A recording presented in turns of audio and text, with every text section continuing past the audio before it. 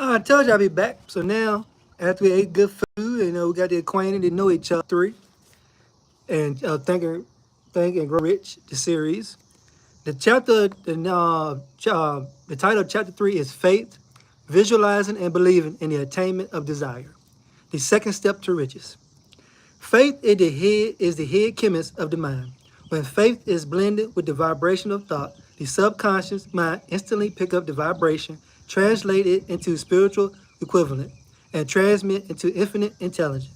As in the case of prayer, faith, love, and sex are the most powerful of all major positive emotions. When the three are blended, they have the effects of coloring the vibration of thoughts in such a way that it instantly reaches the subconscious mind, where it is changed into spiritual equivalent. The only form that induce a response for infinite intelligence, love, and faith are psychic.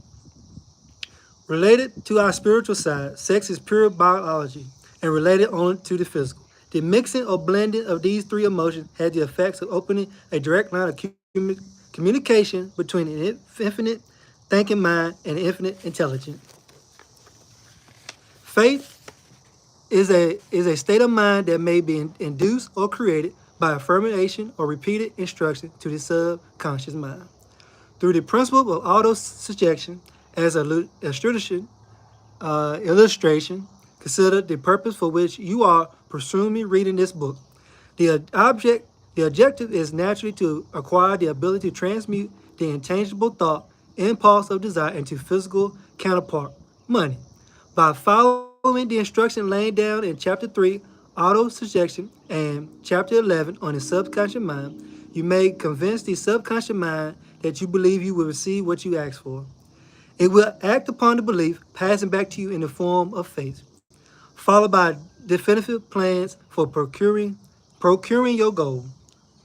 The method by which one develops faith where it does not already exist is extremely difficult to describe, almost as difficult, in fact, as it would be to describe the color of red to a blind man.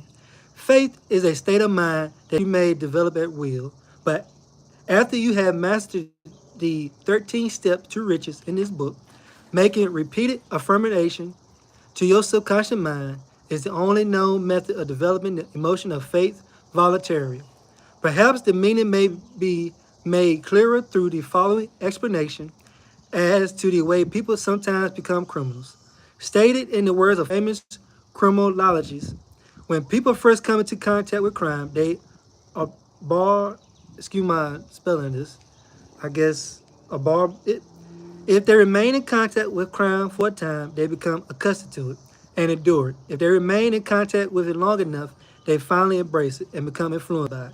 This is the equivalent of saying that any impulse of thought which is repeatedly passed onto your subconscious mind is finally accepted and acted upon. The subconscious mind proceeds to translate that impulse into physical equivalent by the most practical procedure available. In connection with this, consider against the statement, all thoughts which have been emotionalized, given feelings, and mixed with faith, begin immediately to translate themselves into your physical equivalent or counterpart. The emotion or the feeling portion of thoughts are the factor that give thoughts vividity, excuse me, like I said, I'm pausing the word, the vitality, life, and action. The emotion of faith, love, and sex, when mixed with any thought impulse, give it greater action than any of these emotions can do singly. Not only thought impulses, which have mixed with faith, but also those that have been mixed with any of the positive emotions or any of the negative emotions may reach an influence of the subconscious mind. From this statement, you will understand that the subconscious mind will translate a thought impulse of a negative or destructive nature into its physical equivalent, just as readily as it will act upon thought impulses of a positive or constructive nature. This accounts for the strange phenomenon as many millions of people experience referred as to misfortune or bad luck. Millions of people believe themselves doomed to poverty and failure because of some strange force over which they believe they have no control. They are the creators of their own misfortune because of this negative belief, which is picked up by the subconscious mind and translated to physical equivalent.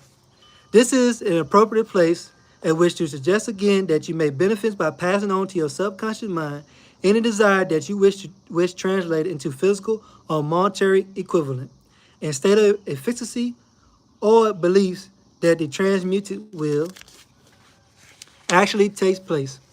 Your faith, your belief or faith is the element that determines the action of your subconscious mind. There is nothing to hinder you from deceiving your subconscious mind when giving it instruction from auto-suggestions. As I deceive my subconscious mind to make this deceit more realistic, conduct yourself as you would if you were already in possession of the material thing which you are demanding. When you call upon your subconscious mind, the subconscious mind will transmute into its physical equivalent by the most direct and practical media available. Any order given to in a state of belief or faith that the order will be carried out. Surely enough has been stated to give a starting point from which one may experiment and practice, acquire the ability to mix faith with any order to given to the subconscious mind. Perfection will come through practice. It cannot come by merely reading instruction. If it is true that one may become a criminal by associating with crime, which is a known fact, that it is equally true that one may develop faith by voluntary suggestion to the subconscious mind that one has faith. The mind comes finally to take on the nature of the influence that dominated. Understand this truth, and you will know why it is essential for you to encourage the positive emotions as dominating forces of your mind, and discourage and eliminate negative emotions. A mind dominated by positive emotion becomes a favorable abode for the state of mind known as faith. A mind so dominant may as well give the subconscious mind instruction, which is will accept and act immediately. Faith is a state of mind may be introduced by auto-suggestion. All through the ages, religious leaders have admonished struggling humanity to faith in this, and the other dogma or creed, but they have failed to tell people how to have faith. They have not stated that faith is a state of mind, that it may be induced by self-suggestions. In language any normal human being can understand, we will describe all that is known by the principle through which faith may be developed, where it does not already exist. Have faith in yourself. Faith in intimate. Before we begin, you should be reminded again that faith is the eternal elixir which gives life, power, and action to the impulse of thought. The foregoing sentence is worth reading a second time, and a third and fourth. It is worth reading out loud. Faith is the starting point of all accumulated of all riches. Faith is the bias of all miracles and mysteries that cannot be analyzed by the rules of science. Faith is the only known antidote to failure. Faith is the element, the chemical, which, when mixed with prayer, give one direct communication with infinite intelligence. Faith is the element that transforms the ordinary vibration of thought created by the infinite mind of man into the spiritual equivalent. That's very deep. I'm on to the next page. Faith is the only agency through which the cosmic force of infinite intelligence can be harnessed and used. Every one of the foregoing statements is capable of proof. The proof is simple, easy, demonstrated. It is wrapped up in the principle of auto-suggestion. Let us center our attention. Therefore, upon the subject of self-suggestion, and found out what is capable of achieving. It is a well-known fact that one comes finally to believe whatever one repeats to it oneself, whether the statement be true or false. If a person repeats a lie over and over, the lie will eventually be accepted as truth. Moreover, it will be believed to be the truth. Each of us is what we are because of the dominating thoughts we permit to occupy our mind. Thoughts which are deliberately placed in our own mind and encouraged with sympathy, and with which are mixed with any one or more of the emotions, constitute the motivating forces. These forces direct and control our every movement, act, and deed. Thoughts which are mixed with any of the feelings or emotion constitute a magnetic force which attract from the vibration of either other similar or related thoughts.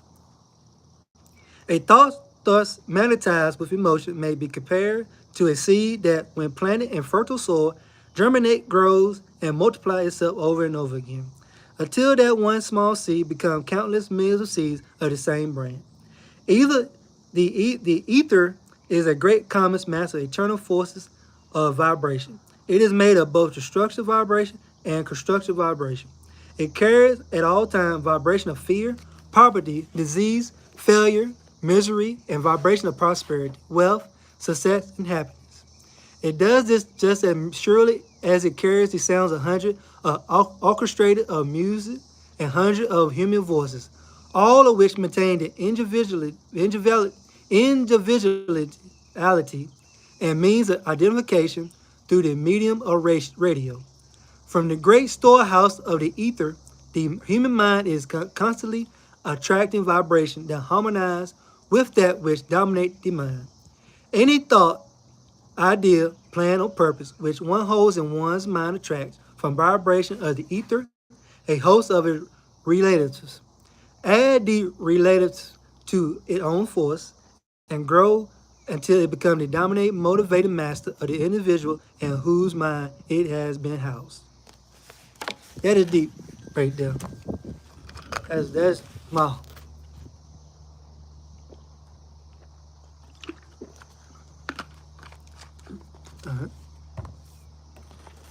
Oh, I'm reading Think and Grow Rich, chapter 3, but the first two chapters, chapter 1 and chapter 2, I have on my YouTube channel. Go to them videos, watch them too, then you understand where I'm at in chapter 3.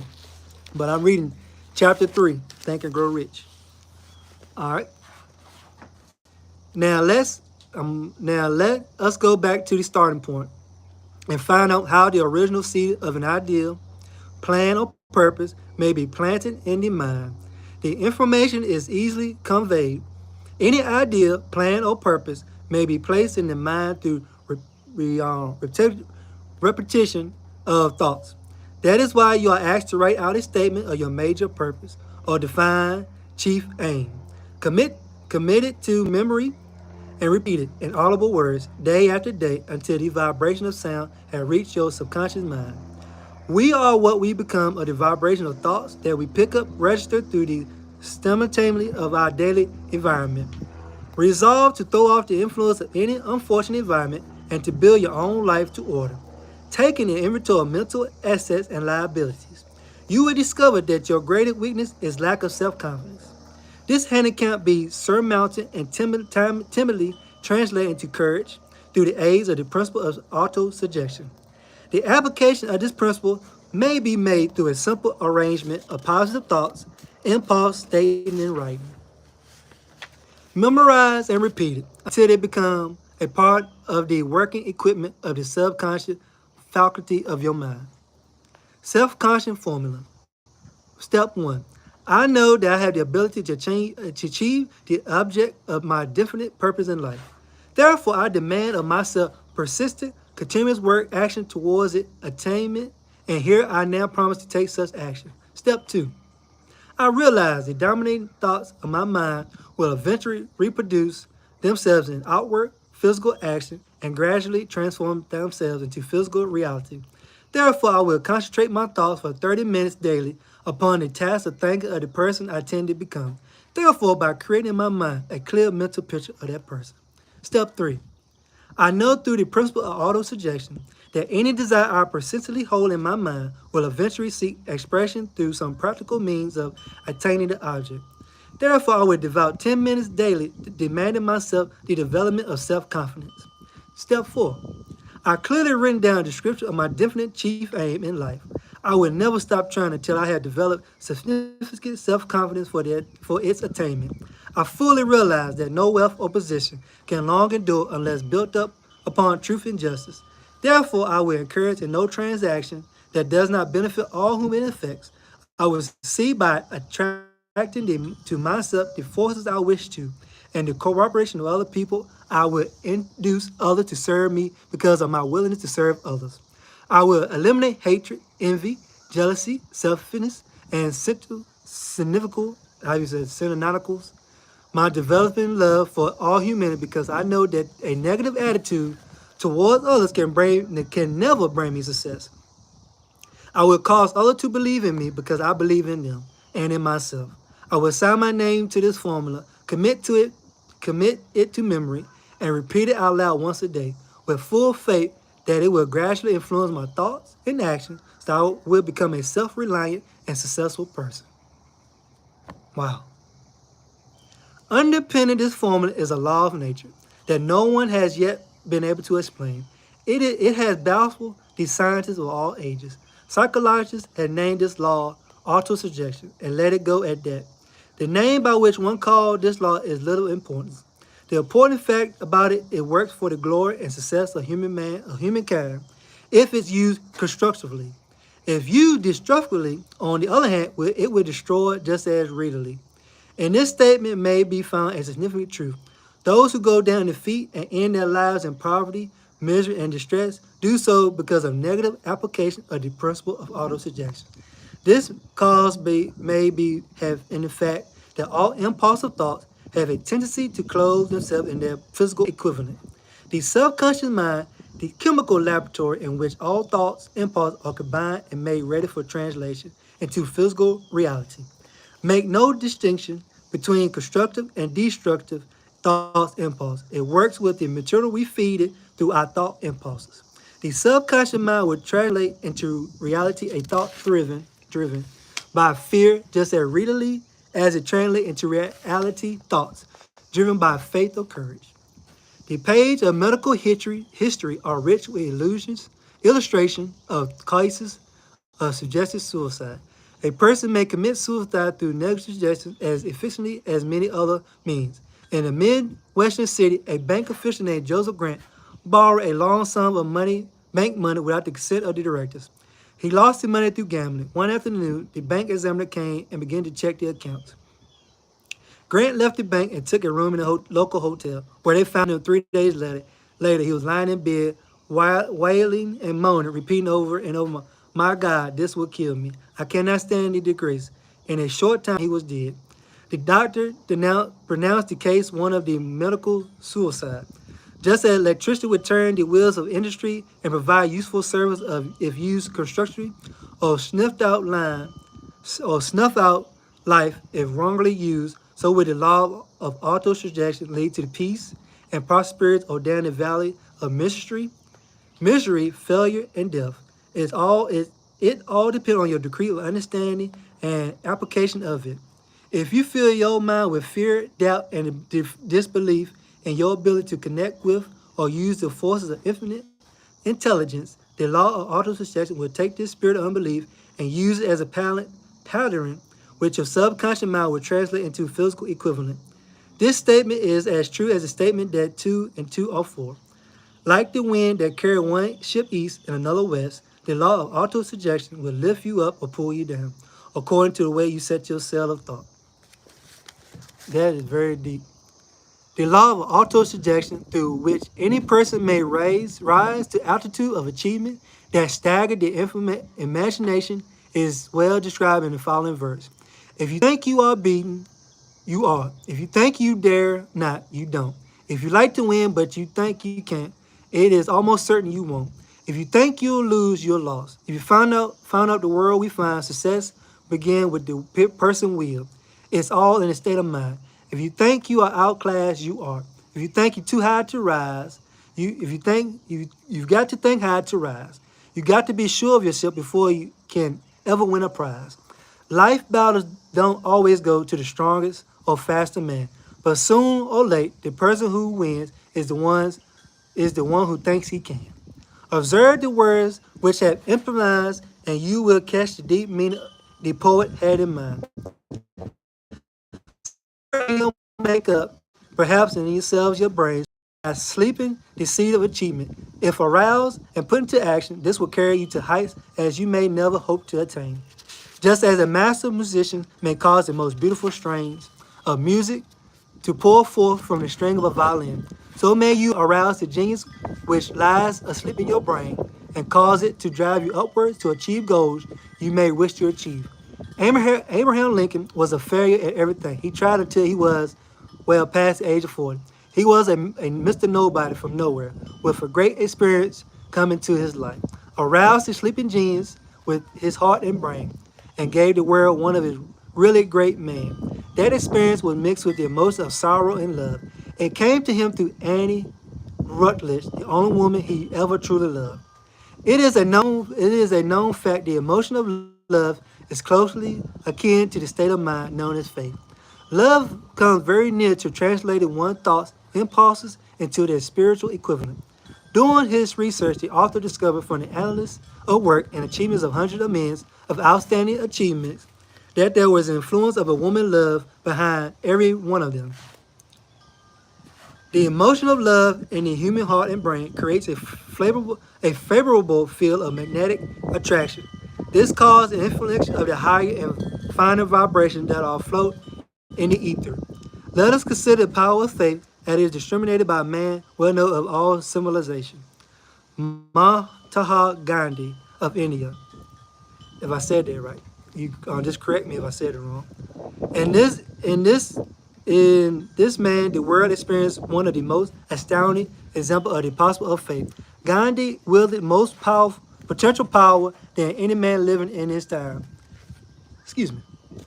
And this despite the fact that he had none of the orthodox tools of power, such as money, battleship, soldiers, and the material of warfare. Gandhi had no money. He had no home. He didn't own a suit of clothes, but he did have power. How did he come by this power? He created it out of his understanding of the principle of faith and throughout his ability to transplant that faith into minds of 200 million people. Gandhi accomplished through the influence of faith something that the strongest military power on earth could not, and never will achieve through soldier and military equipment.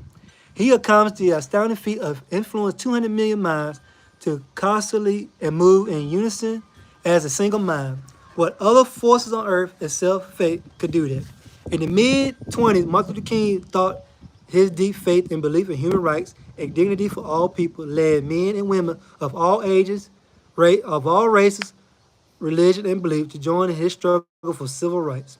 His dream that people would not be judged by the color of their skin, but the content of their character, has not been fully realized, but his work and his death had led to significant influence in civil rights and impetus to keep fighting for achievement. Wow, this book getting very deep. The watchwood of fortune will be human happiness and contentment, which this state of mind had been attained. The production would take care of itself more efficiently than anything else ever accomplished, where people could not mix faith and individual interest with their labor. Because of the need for faith and cooperation in business and industry, it would be both interesting and possible to analyze a particular event. This provides an excellent understanding of the method by which industrialists and leaders of business accumulate great fortune by giving before they try to give. In the event chosen for the illustration dated back in 1900, when the United States Steel Corporation was being formed. As you read the story, keep in mind the fundamental facts, and you will understand how ideas have been converted into huge fortunes. Charles M. Schwab, in the form of idea he created through his imagination. Second, he mixed faith with his idea. Third, he formulated a plan for the transformation of his idea into physical and financial reality. Fourth, he put his plan to action with his famous speech at the University Club. Fifth, he applied and followed through on his plan with persistence and applied and followed through on his plan with persistence and backed it with formed decisions until it was beef line. Until with his firm decision until it was fully carried out. Six, he prepared the way for success by a burning desire for success. If you have often wondered how great fortunes are accumulated, this story of the creation of the United States Steel Corporation will be enlightened. If you have any doubt that people can think and grow rich, this story will dispel that doubt, because in it you will plainly see the application of a major portion of the 13 principles described in this book. John Lowell in the New York World Telegram, with whose courtesy it is here reprinted, dramatically told this outstanding story of the power of an idea. A pretty after dinner speech for $1 billion. When on the evening of December 12th, 1900, some 80 of the national financial nobility gathered in the banquet hall of the United University Club on the Fifth Avenue to do an honor to a young man from out west. Not half a dozen of the guests realized they were witness to the most significant. Oh, oh man. That's the only thing about being outside. You got the walls and stuff. I'm sorry about that. Let me get back to it. To witness the significant episode in American industrial history. J. Edward Simmons and Charles Stuart Smith, their hearts full of gratitude for the lavish hospitality bestowed on them by Charles M. Schwab. During a recent visit to Pittsburgh, had arranged the dinner to introduce the 38-year-old steelman to Eastern Baking Society. But they didn't expect him to stampede the convention. They warned him, in fact, that the bosom within New York stiff shirts would not be responsive to auditory, and that if he did not want to board these Stiltmans and Harrimans and Vanderbilts, he had better limit himself to 15 or 20 minutes of the polite vaporing and let it go at that. Even John Pierpont Morgan, sitting on the right hand of Schwab, as become his imperial dignity, intended to grace the banquet table with his presence over only briefly. And so far as the press and public were concerned, the whole affair was was of so little moment that no mention of it found a way to print the next day. So the two hosts and the distinguished guests ate their way through the usual 7 or 8 courses. There was a little conversation, and what there was of it was restrained. Few of the bankers and brokers had met Schwab, whose career had flowered along the banks of Mongolia, and none knew him well. But before the evening was over, with them money Master Morgan were to sweep off their feet, and $1 billion baby, the United States Steel Corporation, was to be conceived. It is perhaps unfortunate for the sake of history that no record of Charles Schwab's speech at the dinner ever was made. He repeated some parts of it at a later date during a similar meeting of Chicago bankers. And still later, when the government brought suits to dissolve the Steel Trust, he gave his own version from the witness stand of the remarks that stimulated Morgan into a frenzy of financial activity. It is probable, however, that it was a homely speech. Somewhat ungrammatical, if I said it right, for the niceties of language never bothered Schwab, full of pilgrim and threaded with wit, but aside from that it had galvanized forces, an effort upon the 5 billions of estimated capital that were represented by the diners.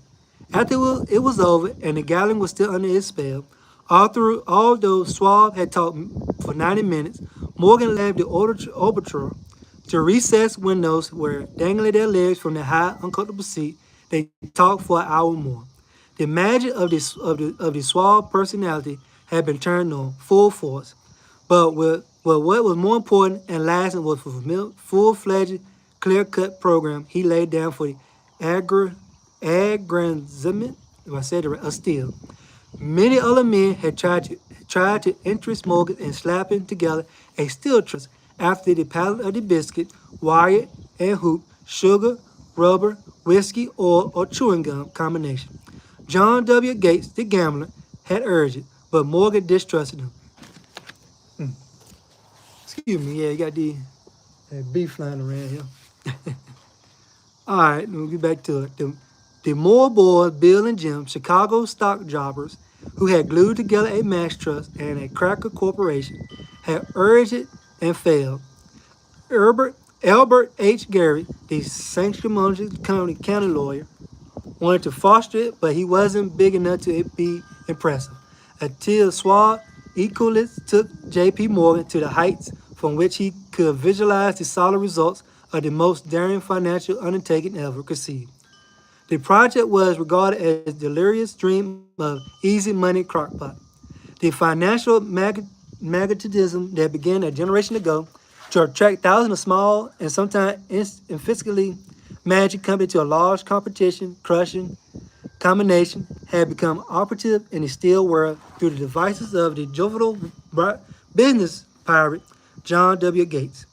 Gates already had formed the American Steel and Wire Company out of a chain of small corners, and together with Morgan had created Federal Steel Company, the natural two American bridge companies, where two more Morgan concerned, and the Moores brothers had forsaken the match and cookie business to form the American group Tin Plate, Steel Hoop, Sheet Steel, and the Natural Steel Company. But by the side of Andrew Carnegie, gigantic vertical trust, a trust owned and operated by 53 partners. Those other combinations were Pincanyu. They might combine to their heart's content, but the whole lot of them couldn't make a cent in the Carnegie organization, and Morgan knew it. The eccentric old Scot knew it too. From the magnificent heights of Skibo Castle, he had viewed first with amusement and then with resentment the attempt of Morgan's smaller company to cut into his business. When the attempt became too bold, Carnegie temper was trailing to anger and retaliation. He decided to duplicate every mill owned by his rival. Hit Torito, if I excuse my pronunciation of the word, he hadn't been interested in wire, pipes, hoops, or steel sheets.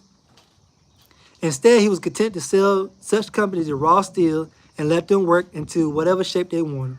Now, with Swab as his chief and able lieutenant, he planned to drive his enemies to the wall. So it was that in the speech of Charles M. Swab, Morgan saw the answer to his problem of combination. A trust without Carnegie, John of them all, would be no trust at all. A plum pudding, as one writer said, without the plums. Swab's speech on the night of December 12, 1900, undoubtedly carried the interference through not the pledge that the vast Carnegie enterprise could be brought under Morgan tent. We talked of the world fortune of for steel, for reorganization, for efficiency, of specialization, of the scrapping of unsuccessful mills, and concentration of effort on the flourishing properties of economy in the oil traffic of economies and overhead and administrative department of capturing foreign markets. Let's see, we're almost there. We have 3 more pages.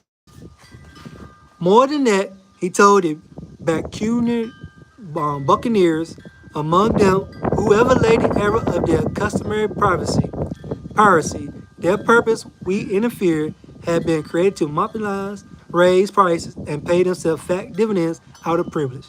Schwab condemned the system in this hardiest manner.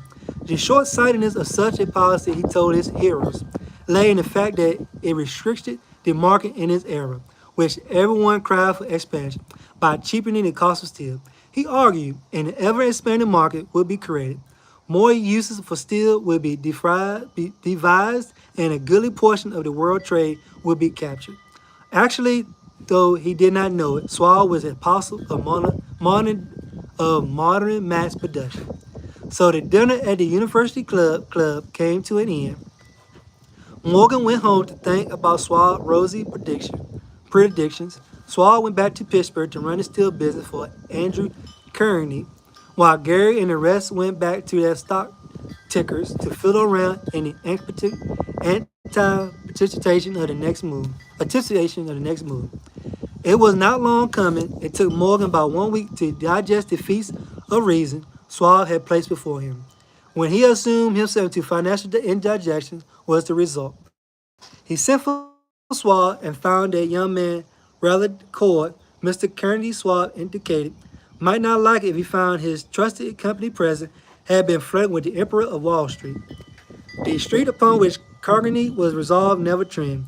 Then it was suggested by John A. W. Gates, the go-between, that if Swall happened to be in Bellevue Hotel in Philadelphia, J.P. Morgan might also happen to be there. When Swab arrived, however, Morgan was inconveniently ill at his New York home, and so on. The older man pressing invitation, Swab went to New York and presented himself at the door of Financial Library. Through certain economic historians had professed the belief that from the beginning to the end of the drama, the stage was set by Andrew Carnegie. That the dinner, the famous speech, the Sunday night conference between Swab and the Money King, were events arranged by the Kenny Scott. The truth is exactly the opposite. When Schwab was called to consummate the deal, he didn't even know whether the little boss that Andrew was called would so much as listen to an offer to sell, particularly to a group of men who Andrew regarded as being endowed with something less than holiness. But Schwab did not take into the conference with him in his own handwriting 6 sheets of copper-plated figures, representing his mind the physical worth and potential earning capacity of every steel company.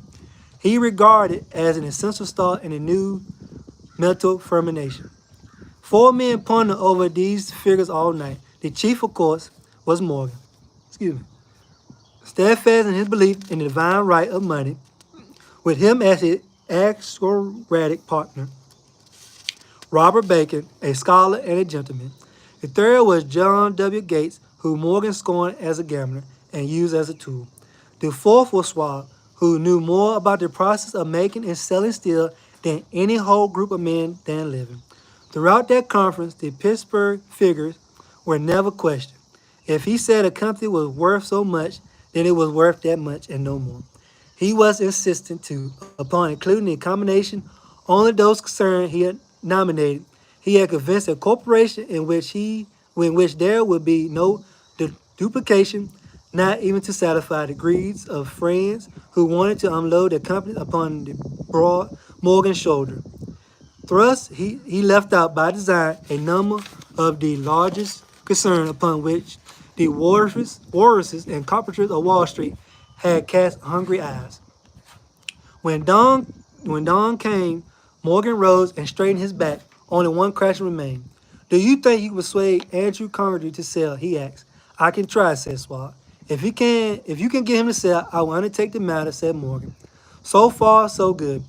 But would Carnegie sell? How much would he demand? Swab thought about $320 million. $320 million yeah, what would he take payment in? Common or preferred stock, bonds, cash. Nobody could raise a third of $1 billion in cash. Oh, with 320 billion. Oh wow, that was a lot back in the day. Nobody could raise a third of $1 billion in cash. There was a golf game in January on the frost crackling heath of the St. Andrew Links in Westchester, with Andrew bundled up in sweat against the cold, and Charles taking vobbly as usual to keep his spirits up, but no words of business was mentioned until the pair sat down in the cozy warmth of the Carnegie cottage hard by. Then, with the same persuasiveness that had hypnotized 80 millionaires in the university club, Swab poured out of the glittering promise of retirement and comfort, of untold millions to satisfy the old man's social caprices. Carnegie calculator wrote a figure on a slip of paper, handed it to Swab and said, all right, that's what we will sell for. The figure was approximately 400 billion and was reached by taking the 300 billion mentioned by Schwab as a public basic figure and added 80 billion to the represent the increased capital value over the previous 2 years. Later on the deck, the Scotsman said refusively to Morgan, I wish you had asked for 100 billion more. If you had asked for that, you would have gotten it, Morgan told him cheerfully. The 38-year-old Swab had his reward. He was made president of the new corporation and remained in control until 1930. This dramatic story of big business was included in this book because it is perfect illustration of the method by which desire can be transmuted to physical equivalent. Oh, this book is deep.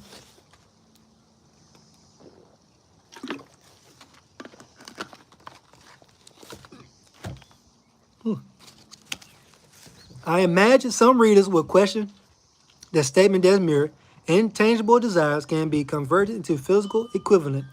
Doubtless, the answer is in the story of United States Steels. That giant organization was created in the mind of one man. The plan by which the organization was provided with the steel mill that gave it financial stability was created in the mind of the same man. His faith, his desire, his imagination, his persistence were the real ingredients that went into United States Steel. The steel mill and mechanical equipment acquired by the corporation after it had been brought into legal assistance when indistinguishable but careful analysis would disclose in the fact that the appraised value of the property acquired by the corporation increased by a value estimate of $600 million by the mere transaction that coincided them under one management. In other words, M. Charles M. Schwab's idea put the faith with which he conveyed into the minds of J.P. Morgan and the others was marketed for a profit of approximately 600, I think it's million dollars, not significant sum for a single idea.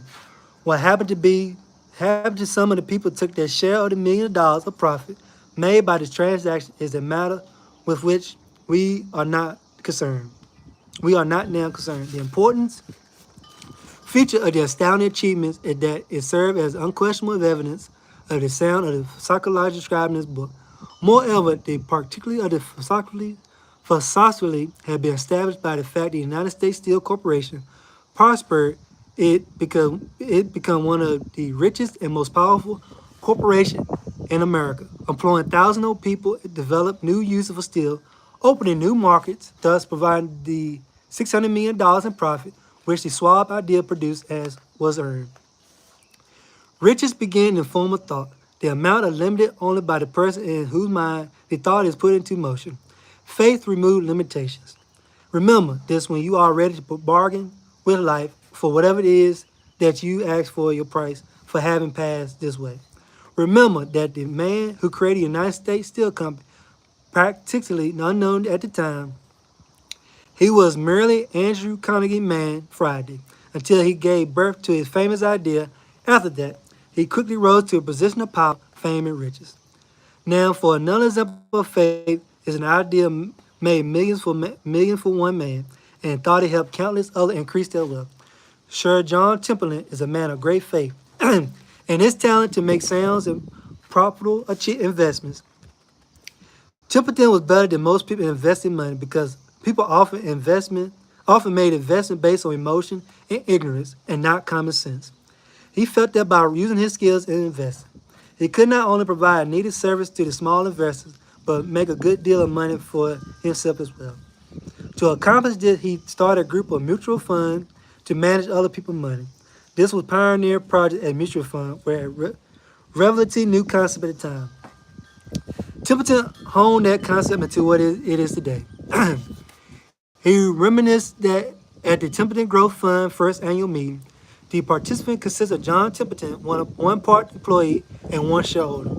He held the meeting in the dining room of retired General Ford executive to save money.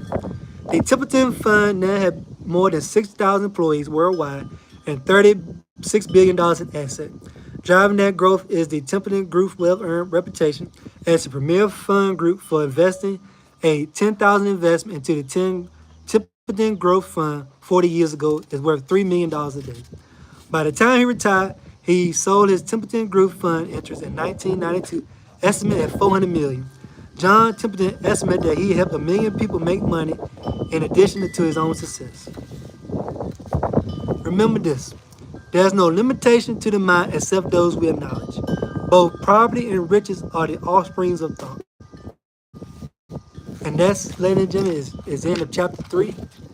And you caught up where we at now. Like I said, subscribe to my YouTube channel, Boyz Production, and go look at chapter 1 and chapter 2 I did. And like I said, from now on, I'm going to start finish this book. I'm going to do this on live video so everybody can follow along with me if you got the book or want to go get the book.